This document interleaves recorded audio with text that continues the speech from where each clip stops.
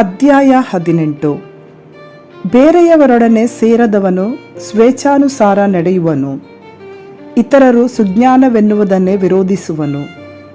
ಮತಿಗೆಟ್ಟವನಿಗೆ ವಿವೇಕವು ಅನಿಷ್ಟ, ಸ್ವಾರ್ಥವನ್ನು ಪ್ರಕಟಿಸುವುದೆಂದರೆ ಅವನಿಗೆ ಬಲು ಇಷ್ಟ.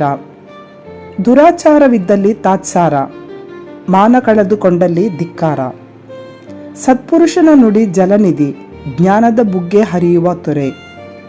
ದುಷ್ಟನಿಗೆ ಪಕ್ಷಪಾತ ತೋರುವುದು ಸಲ್ಲ, ಸಜ್ಜನನಿಗೆ ನ್ಯಾಯ ತಪ್ಪಿಸುವುದು ಸರಿಯಲ್ಲ. ಕಲಹವೆಬ್ಬಿಸುವುದು ಬುದ್ಧಿಹೀನನ ತುಟಿ, ಪೆಟ್ಟಿಗಾಗಿ ಕೂಗಿಕೊಳ್ಳುವುದು ಅವನ ಬಾಯಿ. ಬುದ್ಧಿಹೀನನಿಗೆ ಬಾಯೇ ನಾಶ, ತುಟಿಗಳೇ ಅವನಿಗೆ ಪಾಶ.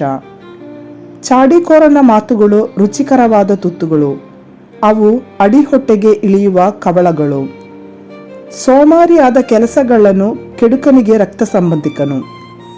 ಸರ್ವೇಶ್ವರನ ನಾಮ ಬಲವಾದ ಗೋಪುರ, ಅದರೊಳಗೆ ಓಡಿ ಆಶ್ರಯ ಪಡೆದರೆ ಸುಭದ್ರ. ಐಶ್ವರ್ಯವಂತರಿಗೆ ಹಣವೇ ಬಲವಾದ ಕೋಟೆ, ಅದುವೇ ಎತ್ತರವಾದ ಪೌಳಿಗೋಡೆ. ಭಂಗಕ್ಕೆ ಮುಂಚೆ ಗರ್ವದ ಗುಂಡಿಗೆ, ಗೌರವಕ್ಕೆ ಮೊದಲು ನಮ್ರತೆ. ಕೇಳಿಸಿಕೊಳ್ಳದೆ ಉತ್ತರ ಕೊಡುವವನು ಹುಚ್ಚ, ನಿಂದೆ ಅವಮಾನಕ್ಕೆ ಅವನು ಯೋಗ್ಯ. ಆತ್ಮವು ವ್ಯಾಧಿಯನ್ನು ಸಹಿಸಬಲ್ಲದು, ಆತ್ಮವೇ ನೊಂದರೆ ಸಹಿಸುವರಾರು? ಬುದ್ಧಿವಂತನ ಮನಸ್ಸು ತಿಳುವಳಿಕೆಯನ್ನು ಗಳಿಸುತ್ತದೆ, ಜ್ಞಾನಿಯ ಕಿವಿಯು ತಿಳುವಳಿಕೆಯನ್ನು ಹುಡುಕುತ್ತದೆ. ಕಾಣಿಕೆ ತರುವವನಿಗೆ ಬಾಗಿಲು ತೆರೆಯುತ್ತದೆ, ಶ್ರೀಮಂತನ ಸಾನ್ನಿಧ್ಯಕ್ಕೂ ಅದು ನಡೆಸುತ್ತದೆ. ಮೊದಲು ವಾದಿಸುವವನು ನ್ಯಾಯವಾದಿ ಎಂದೇ ತೋರುವನು, ಅವನ ಬಂಡವಾಳ ಗೊತ್ತಾಗುವುದು ಪ್ರತಿವಾದಿ ಎದ್ದ ಮೇಲೆ. ಚೀಟು ಹಾಕುವುದರಿಂದ ವ್ಯಾಜ್ಯಗಳ ಶಮನ, ಜಟ್ಟೆಗಳ ನಡುವೆ ಕಾಳಗ ವಿರಾಮ.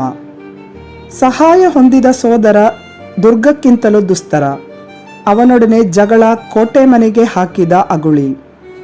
ಬಾಯಿ ಬಿತ್ತಿದ ಬೆಳೆಯಿಂದ ಮನುಷ್ಯ ಹೊಟ್ಟೆ ತುಂಬುವನು, ತುಟಿಗಳು ಕೊಟ್ಟ ಫಲದಿಂದ ತಿಂದು ತೇಗುವನು. ಜನನ ಮರಣಗಳ ಶಕ್ತಿ ನಾಲಿಗೆಗಿದೆ, ವಚನ ಪ್ರಿಯರು ಅದರ ಫಲವನ್ನು ರುಚಿಸುವರು.